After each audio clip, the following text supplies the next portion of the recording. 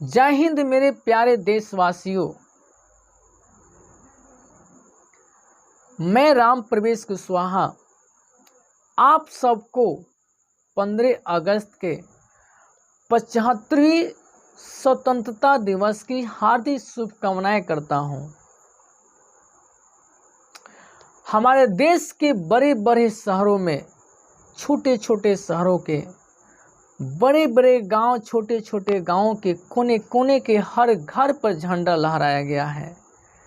ये लहराया गया झंडा को मैं देखकर बहुत खुश हूँ।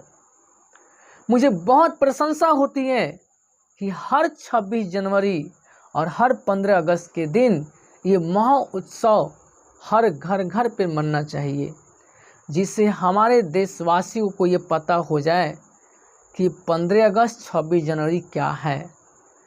जो हर छोटा छोटा बच्चा और बड़े बड़े सियाना जो भी जन लोग हैं, इसे समझें कि क्या चीज़ है। तो मैं एक बात इस पर बताने जा रहा हूँ कि हमारे देश के जितने सारे जन हैं, सब लोगों ने एक साथ मिलकर तिरंगा झंडा को लहराए और हम अपने देश का नागरिक होने का हक जताएं कि हम एक देश के नागरिक हैं। और हर घर घर पर झंडा का तिरंगा ये जो लहरा, ये एक बोल आता है उससे, इस घर में कौन है? तो भारतीय नागरिक है, भारत का सुपुत्र है, धरती माँ का सुपुत्र है। ये चीख पुकार पुकार कर झंडा जो होती है तिरंगा मेरा, ये बताती है कि इस घर में जो है मेरा भारतीय बेटा है, नागरिक है मेरा देश का। ये बताता है कि हमारे माननीय प्रधानमंत्री श्री नरेंद्र मोदी जी के तरफ से आदेश था कि हर घर घर पर झंडा लहरे, तो उनके आदेशों का लोगों ने पालन किया।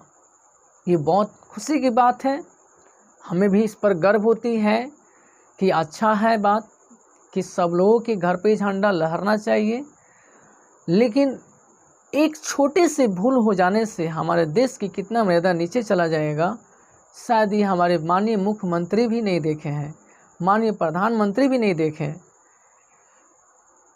और अपने सत्ता को लेकर कुछ भी लोग कर सकता है, लेकिन मैं सोचा हूँ कि ये भूल उन लोगों से हो सकता है, लेकिन मुझसे भूल नहीं होगा।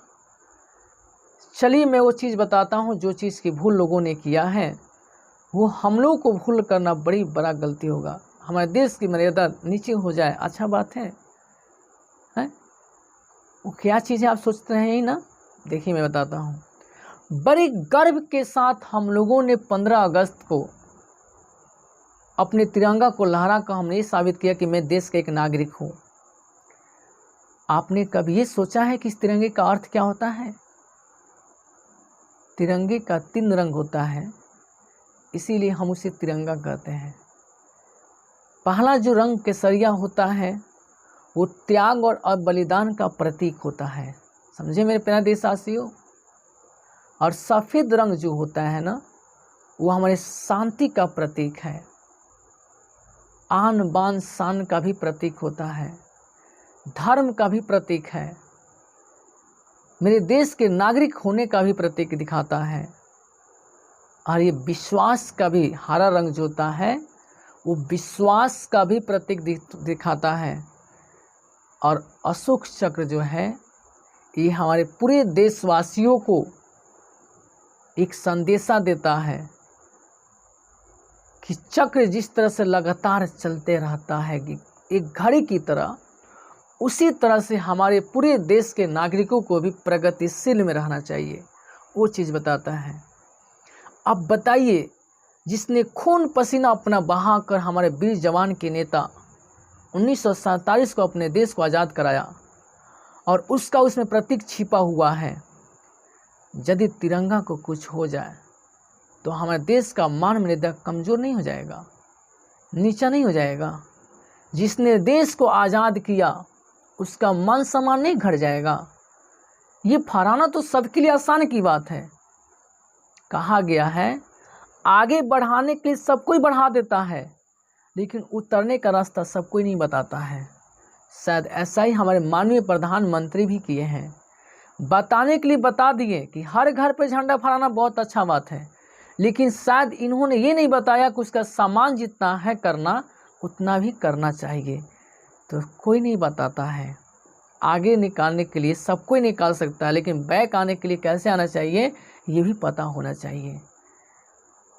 आप ही नहीं सोच रहेंगे कि हर काम में बैक हो सकता है, नहीं, लेकिन एक तिरंगा झंडा के लिए हमें इसके लिए भी सोचना चाहिए। तो देखिए, आप यही नहीं सोच रहे हैं कि आप कहना क्या चाहते हैं। देखिए, मैं कहना ये चाहता हूँ कि मैं गर्व के साथ भारत के नागरिक होने के नाते हम लोगों ने अपने तिरंगा झंडा को 15 अगस्त के दिन फहराया, लेकिन ये कहाँ की मर्यादा है, ये कहाँ के हम लोग नागरिक जैसा दिखाना प्रदर्शन शुरू कर दिया कि जितना दिन मर्जी चले उतना दिन अपने छत पर झंडा लहराए। ये सही नहीं है। जिसमें इतने सारे गुण छिपा हो उसको आप जो है खुले मैदान में लहरने दे रहा है। इसे जानते हैं क्या होगा? आप ये ना सोच रहे मेरे घर को सुंदरता बढ़ाएगा, नहीं। तो आप सोचिए, अपने झंडा को झुका दीजिएगा। सोचिए कि बात ऐसा क्यों बोल रहे हैं।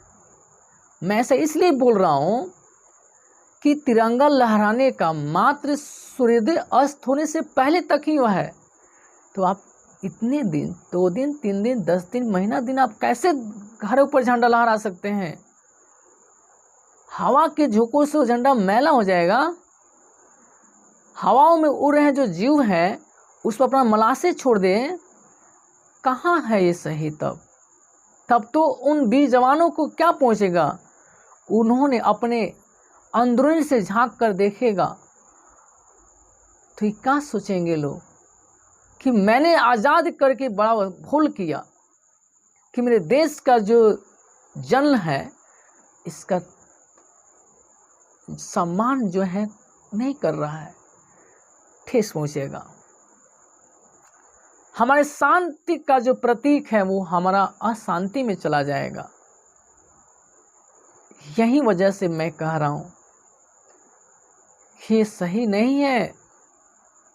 आप अगर इस वीडियो को देख रहे हैं ना तो कभी मत चुप कीजिएगा। मुझे ये किसी को दुख नहीं देना है, मुझे किसी को ठेस नहीं पहुंचाना है।